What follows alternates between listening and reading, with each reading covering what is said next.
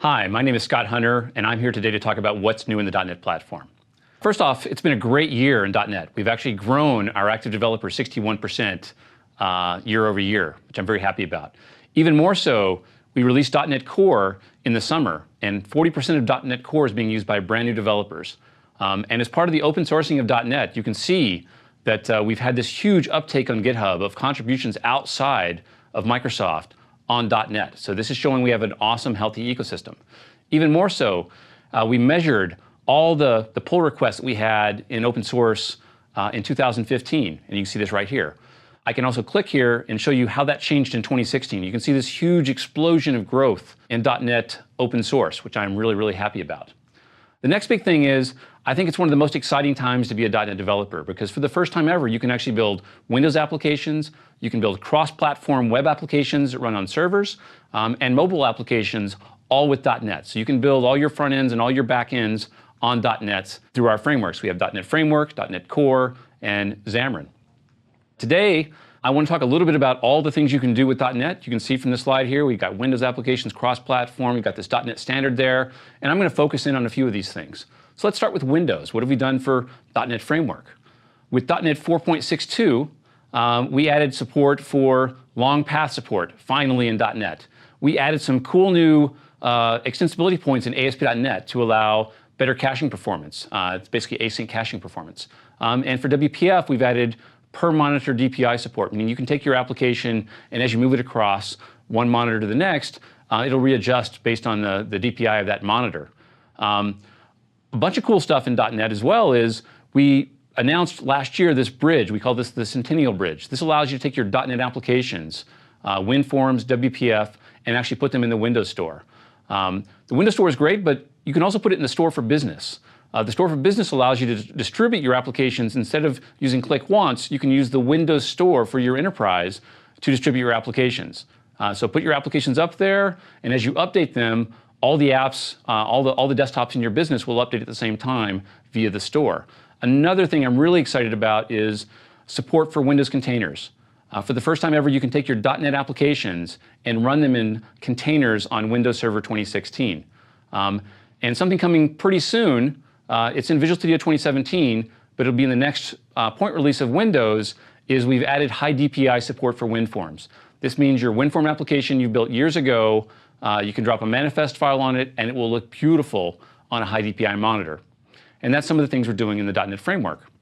Let's talk about .NET Core.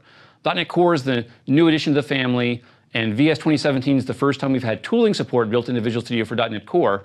The main things here, we want to make .NET Core the best platform for building containers and microservices. So it runs cross-platform on Windows, Linux, and Mac OS X. It's super, super fast, faster than Node.js, faster than Go, and we've got some benchmarks to prove that. It's also lightweight. It's very easy to build a small version of your application and move it around. It's not a global installed product like it was in the past. You can basically self-contain the application, and it's also fully open source. Which is pretty cool. All the source code's up on GitHub. You can go take a look at it anytime and even build your own. I was mentioning before, ASP.NET Core is super, super fast. And here's a benchmark showing a couple of the popular technologies. You can see Node.js up here. You can see Go. You can see Servlet with its Java. And you can see ASP.NET Core is doing really, really well in this benchmark. This is something that we really care about. This benchmark is actually a public benchmark. If you want to go see the live results, to see other technologies, you can just go to techempower.com/benchmarks, and round number 13 is the first round we've been in, and you're going to see we come out to be number 10 in that benchmark, which I am very happy about. The frameworks that are above us are mainly frameworks trying to get a benchmark score. They're not real frameworks. So you're going to find us being one of the highest high productivity, full-featured frameworks up there. I also want to announce today, Visual Studio 2017 is available, and it's the first Visual Studio that has integrated .NET Core tooling built directly into the product. So you can now install .NET Core with VS 2017, and it also has a unification of our tooling platform. If you tried .NET Core over the last couple of years, it had its own project system called project.json. We've taken the best features of project.json and we merged them into CS Proj, and we made that change because we want the tooling for .NET to be the same no matter you're building a WinForm application, a WPF application, a Xamarin application, a Unity application, or a .NET Core application. So I'm going to stop real quick and go to a demo and show you .NET Core tooling. Okay, here I am in Visual Studio 2017, and for the first time we have .NET Core support baked into Visual Studio. So you can see I've got my .NET Core node here. I can build console apps, class libraries, test projects, and ASP.NET Core projects. I've also got this new .NET Standard node for building libraries you can share across all of the .NETs out there. Today, let's quickly show off a .NET Core. So I'm going to create a console application. And once this project's created, I'm going to show a couple of things we've done as we've moved from Project.json to CS.Proj. So my project's here restoring, and a new feature in Visual Studio is I can now right-click on my project, and I can edit the CS.Proj file live in Visual Studio. Something else, when you look at this CS.Proj file, look at how simple this is. There's no GUIDs or list of files in here. We took all the cool innovations we built in Project.json and moved them directly into CS.Proj. So let me demo a few of these things. So I'm going to go into my project, and I'm going to manage NuGet packages, and let's add a popular package. So we'll add Newtonsoft here, and I'll click OK. We'll accept this. And now this package is added. Now what I can do is, what's new is we now show packages directly in the Solution Explorer. So if I click open over here, you'll see that I've got this new dependency here called NuGet, and I can open it up, and you can see Newtonsoft right there. So that's pretty cool. I can also go back to my CS.Proj file, and I can just come in here, I can erase this package reference, save the file, and as I do, notice my package reference over here is going to go away in the Explorer.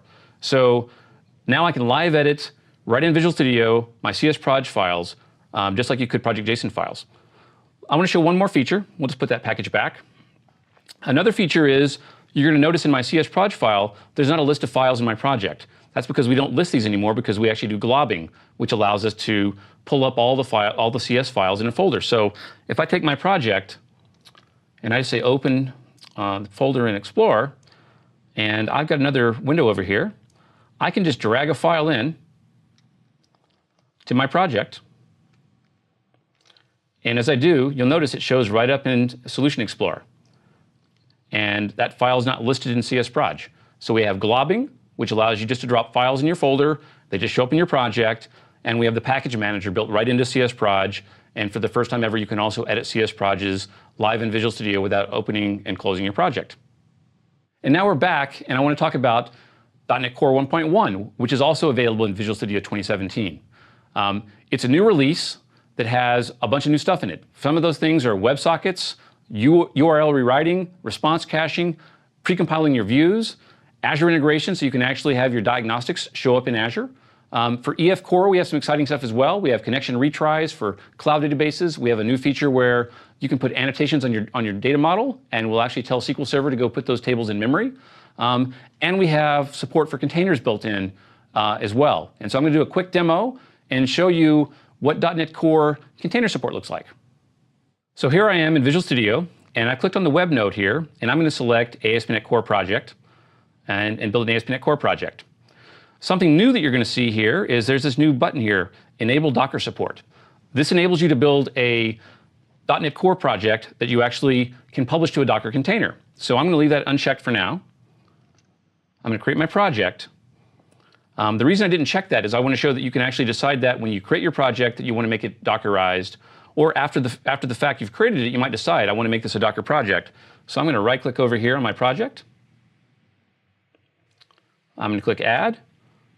Docker support is right here, so anytime after I create my project, I can also decide to add Docker support to it.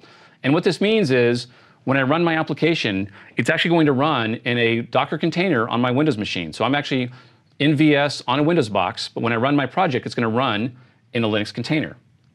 So let's do that real quick. So I'm going to go and put a breakpoint in my home controller. We'll go to the index method here. I'll put a breakpoint over here. And now what I'm going to do is I'm going to click. You're going to notice here that my button here now says Docker, because I've Dockerized my project. And so when I click this, it's going to create a Docker VM, copy my project in there, and hook the debugger to it. So we'll run this. The first time you do this, it's going to take a couple of seconds to create all that stuff. What's really awesome is once you built it the first time and that container exists, the workflow is really, really fast. So you can basically develop in a container at the same speed that you would actually develop locally if you wanted to. So you can see the project's running, the debugger's loading, and my breakpoint hit inside of my Docker container. Now, even better, we've just announced recently the support for being able to publish into App Service, Azure App Service, publish containers to App Service. I can right-click on my project, go to Publish, and you're going to notice this new thing shows up here, Azure App Service Linux. So I now have the ability to take my .NET Core project, click on this, click Publish. It's going to ask me to fill in a few things here, the name of my application, my resource group, my service plan. A new feature here, notice we have a container registry. So we have a new Azure service that lets you actually host your containers called Azure Container Registry. I'll just click the Create button here. And what will happen is we'll create all those instances in the cloud for you. Once they're created, we will then publish your code to them. Now that we're back, let's move on. I want to talk one more thing about innovation. One of the goals of .NET Core is to be able to go at a faster pace than Windows or Visual Studio can ship. And so the plan is that we have what we call a current release, and that's a release of the product that actually ships about every 6 months. So you get new features every 6 months on this cadence. And then for customers that want to stay on an older version for a longer period of time, we're going to let customers stay on what we call our LTS, or long-term support version. And you can stay on that for up to about a 2-year window. So we give you a fast track and a slow track based on what you want for the apps you're building. Let's talk about .NET Standard. We talked about .NET Framework, we talked about .NET Core.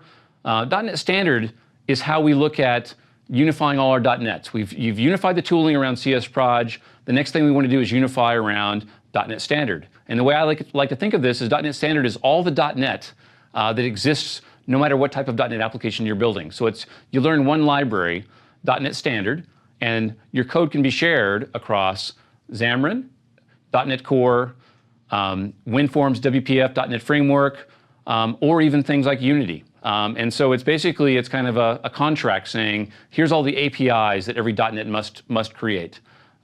Visual Studio 2017 ships with .NET Standard 1.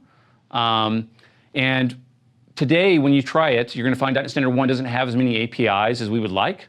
But pretty soon, after we ship this, we will have a preview of .NET Standard 2. And .NET Standard 2 is going to bring back a ton of APIs. So if you've tried .NET Core in one of its preview states and there were some APIs that were missing, you're going to be very happy. You're going to see that all of XML, all of serialization, all of networking, all of I/O, all of threading in Core comes back. And our hope is it makes it much easier to share code across Xamarin to .NET Core to .NET Framework and our other frameworks as well. So I think that .NET Standard 2 is going to make all developers' lives happier. Another way to think of .NET Standard as well is I think of .NET Standard as being where innovation will happen in .NET moving forward.